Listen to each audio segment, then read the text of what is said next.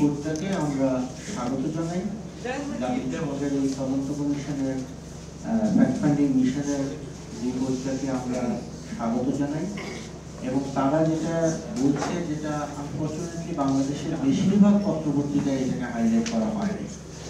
তারা বলতেছে যে জুলাই আগস্ট গণঅভ্যুত্থানের সময় বাংলাদেশে যেভাবে গণঅভ্যুত্থানকারী বা আন্দোলনকারীদেরকে প্রোটেস্টারদের উপর যে আক্রমণ হয়েছে, সংঘবদ্ধভাবে আক্রমণ হয়েছে, এটাতে জাতিসংঘের বিশ্বাস করার যথেষ্ট কারণ আছে যে তারা এখানে বাংলাদেশে ক্রাইমস এগেইনস্ট হিউম্যানিটি হয়েছে এবং ক্রাইমস এগেইনস্ট হিউম্যানিটি বা মানবতা বিরোধী অপরাধ এটা কিন্তু খুব শক্ত একটা আইনি একটা ক্যাটাগরি।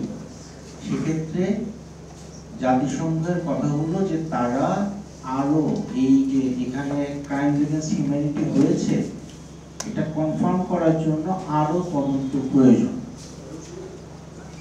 এবং যদি এখানে এই ডিটারমিনেশনটা জাতিসংঘের পক্ষ থেকে আসে যে বাংলাদেশে শেখ হাসিনা সরকারের আমলে, বিগত সরকারের আমলে ক্রাইমস এগেইনস্ট হিউম্যানিটি হয়েছে, তাহলে এটা শুধুমাত্র বাংলাদেশের বিষয় আর থাকে না, এটা বিশ্বের প্রতিটা রাষ্ট্রের দায়িত্ব হয়ে যাবে যে বাংলাদেশে এই ঘটনার সাথে যারা যারা যারা জড়িত ছিল তাদের প্রত্যেককে প্রসিকিউট করা, দরকার নিজের দেশে করা বা বাংলাদেশের কাছে হস্তান্তর করা, সেটা পরের বিষয়। কিন্তু আমরা মনে করি যে বাংলাদেশের মানবাধিকার কর্মীদের জন্য এবং বিশেষ করে ভিকটিম ফ্যামিলিগুলোর জন্য, সার্ভাইভারদের জন্য, ভিকটিমদের জন্য এটা খুবই গুরুত্বপূর্ণ যে জাতিসংঘকে তার যে ফ্যাক্ট ফাইন্ডিং মিশন সেটা এক্সটেন্ড করতে বলা হোক, এটা বাংলাদেশ সরকার থেকে বলতে পারে যে 3 বছর। আমরা চাই যে বাংলাদেশ সরকার এই ফ্যাক্ট ফাইন্ডিং মিশনের যে ডিউরেশনটা আছে সেটাকে এক্সটেন্ড করুন এবং আরো তদন্তে যা সহযোগিতা প্রয়োজন সেটা প্রদান করুন। এখানে একটা খুব গুরুত্বপূর্ণ জিনিস হলো যে এই প্রথমবারের মতো কিন্তু আমরা বাংলাদেশে জুলাই আগস্ট মাসে যা যা হয়েছে তার একটা খুব কম্প্রিহেন্সিভ একটা ওভারভিউ আমরা পেয়েছি এবং এই প্রথমবারের মতো একেবারে সিস্টেম্যাটিক্যালি প্রতিটা জায়গায়, প্রতিটা টপিককে, প্রতিটা বাহিনীকে ধরে ধরে ধরে ধরে জাতিসংঘ বলেছে যে এইখানে এই ভায়োলেশনগুলো হয়েছে। আমরা এই ধরনের ডিটেইল রিপোর্টিং এবং ডিটেইল ইনভেস্টিগেশন চাই। এখন আরেকটা কথা হবে যে বাংলাদেশের নিজেদের যে ডোমেস্টিক সিস্টেম যেটা আছে সেখানে এই ক্যাপাসিটিটা আছে কিনা। আমি মনে করি যে বাংলাদেশের যারা ইনভেস্টিগেটর আছেন তাদের সদিচ্ছার কোনোই অভাব নেই।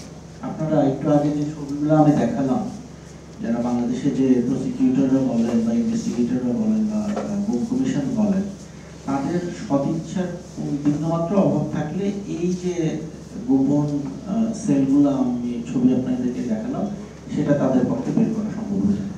কিন্তু আমাদের ক্যাপাসিটি গুরুতর একটা ঘাটতি আমি মনে করি এবং আমরা যারা বিশেষ করে গতকাল যারা গিয়েছিলাম তাদের মধ্যে এই একটা অনুধাবন আমরা করেছি যে আমাদের ক্যাপাসিটির ঘাটতি আছে। সেটা হলো যে ফরেনসিক আর্কিটেকচার নিয়ে আমাদের কোনো স্পেশালিস্ট নেই, ফরেনসিক প্যাথোলজিস্ট নেই, এই ধরনের যে স্পেশালাইজড এক্সপার্টিস সেটা বাংলাদেশে নাই। তো এই জন্য এখন আমাদেরকে আসলে আন্তর্জাতিক বিশ্বের কাছ থেকে একটা অ্যাসিস্ট্যান্স আমার মনে হয় যে আমরা চাইতেই পারি। যে ধরেন একটা কথা আছে যে বাংলাদেশের মানুষকে গুম করার পরে তাকে মেরে তার লাশটা কোথাও কোনো একটা নদীতে ফেলে দেওয়া হয়েছে, ওই জায়গাটার এক্সক্যাভেশনটা কিভাবে হবে? আমাদের দেশে তো এই এক্সপার্টিসটা নাই। এটার জন্য আমাদেরকে হয়তো আর্জেন্টিনাতে যেতে হবে যেখানে এই ধরনের কাজের অভিজ্ঞতা আছে। এই জায়গাটায় জাতিসংঘ আমাদের সহায়ক শক্তি হিসেবে কাজ করতে হবে এবং সবচেয়ে বড় কথা হলো জাতিসংঘ কিন্তু আমাদেরই মানে আমার আপনার ট্যাক্সের টাকার একটা অংশ হলেও জাতিসংঘের যে মেম্বারশিপ ফি সেটা দিতে যায় সেই বাজেটে যায়। তো জাতিসংঘ কোনো ফরেন অর্গানাইজেশন, জাতিসংঘ আমাদের অর্গানাইজেশন। তো এই জন্য আমরা মনে করি যে এখানে জাতিসংঘকে বাংলাদেশ সরকারের পক্ষ থেকেই বলা হোক যে আপনারা আমাদেরকে এই সহযোগিতা করেন। আর আরেকটা পয়েন্ট হলো যে বাংলাদেশের প্রচুর মানবাধিকার লঙ্ঘনকারী যারা আছে, আমি নাম বলছি না, আপনারা সবাই জানেন, অনেকেই এখানে গুমের সাথে জড়িত ছিল, হত্যাকাণ্ডের সাথে জড়িত ছিল, এবং তারা আবার এগুলোর মাধ্যমে অনেক দুর্নীতি করেছে, অনেক টাকা বাংলাদেশ থেকে লুট করে পাচার করে নিয়েছে।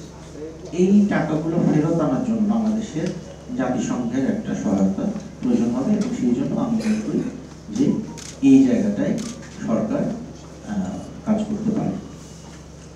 আর যেটা আমি বললাম, এর পরবর্তী স্টেপগুলো কি হতে পারে, সেটা ডেফিনেটলি আমাদের মানবাধিকার সংগঠনগুলো সবার একসাথে বসতে হবে এবং আমাদের নিজেদের মতো কথা বলতে হবে। আমি যেটা সবচেয়ে গুরুত্বপূর্ণ মনে করি সেটা হলো যে পাবলিকের কাছ থেকে একটা দাবি আসতে হবে। এই মুহূর্তে আপনারা কি মনে করেন?